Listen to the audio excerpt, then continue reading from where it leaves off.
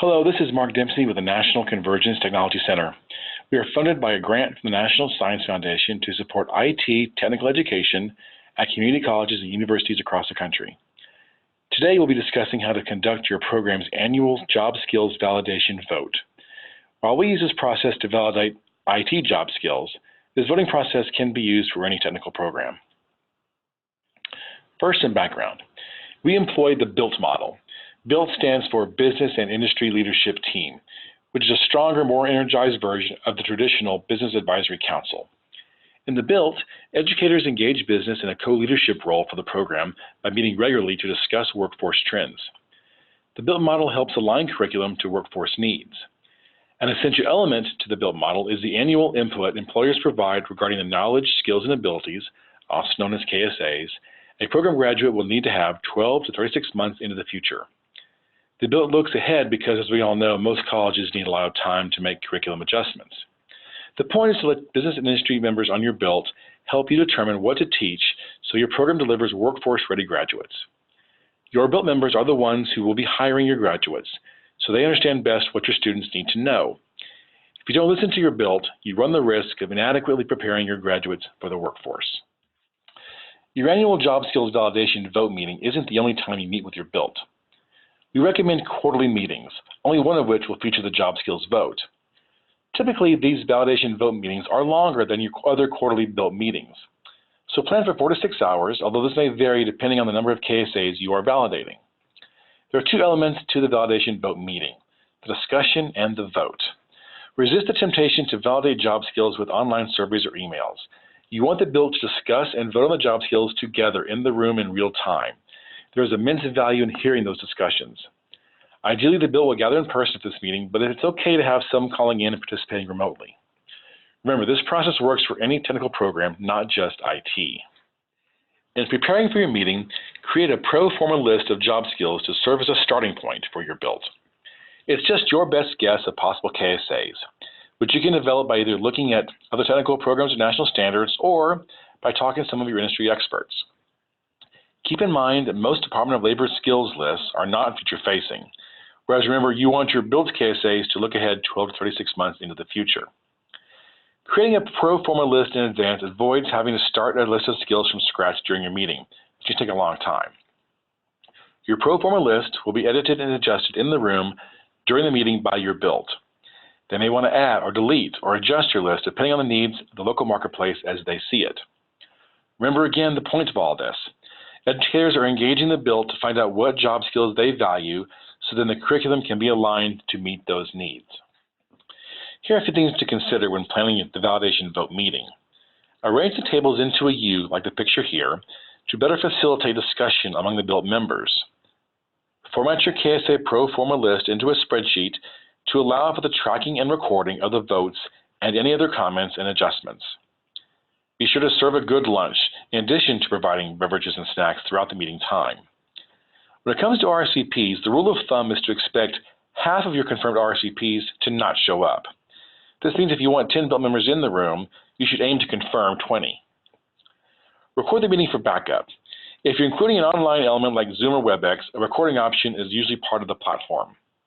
And finally, be sure to end the validation vote meeting promptly on time to show respect for the BILT members' time.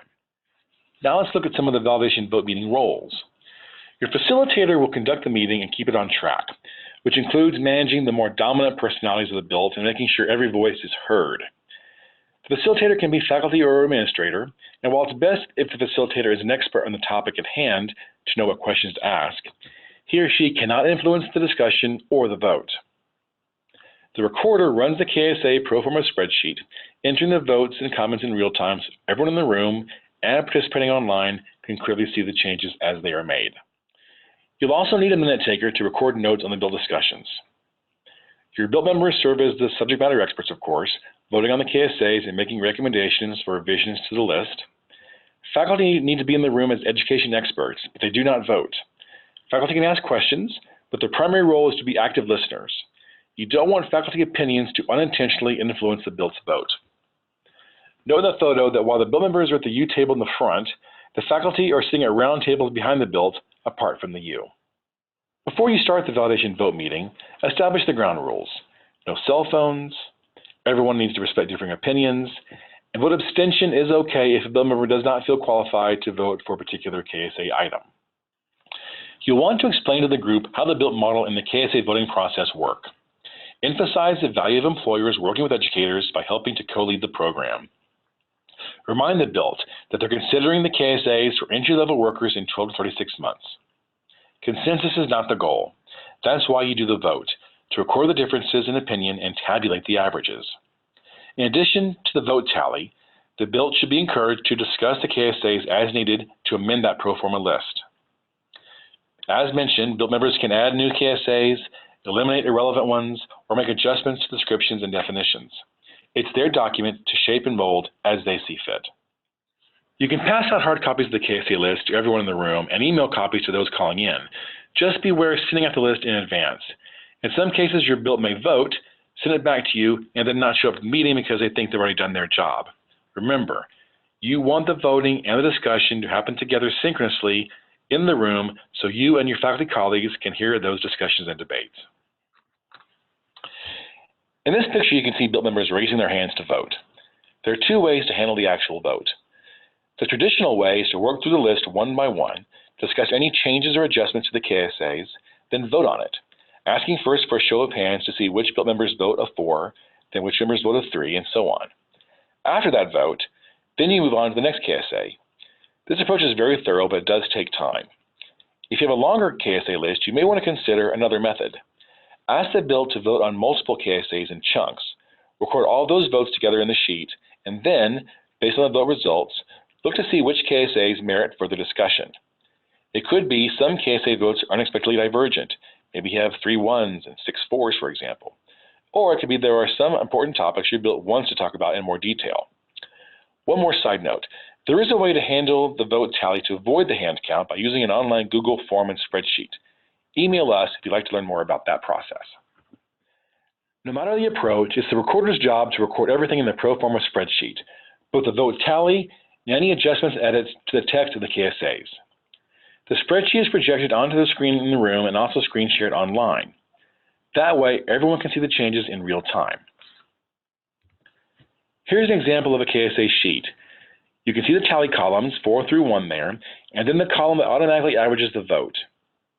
You and your colleagues can decide what average makes the cut and demands inclusion in curriculum. Typically, anything that averages 3 or higher should be considered for the curriculum. And then here on the right, you can see a comments column to keep track of any edits or suggestions or comments to the KSA items. When voting, the BILT should consider this explanation. A 4 is an essential item that an entry-level worker must know and therefore needs to be included in the curriculum. On the other end of the spectrum, a 1 is an unessential item that can be removed from the curriculum. We ask that in selecting their vote for each KSA, BILT members consider these 4 elements: the importance of the skill, the level of skill proficiency needed, the time typically spent on the skill, and the difficulty of the skill.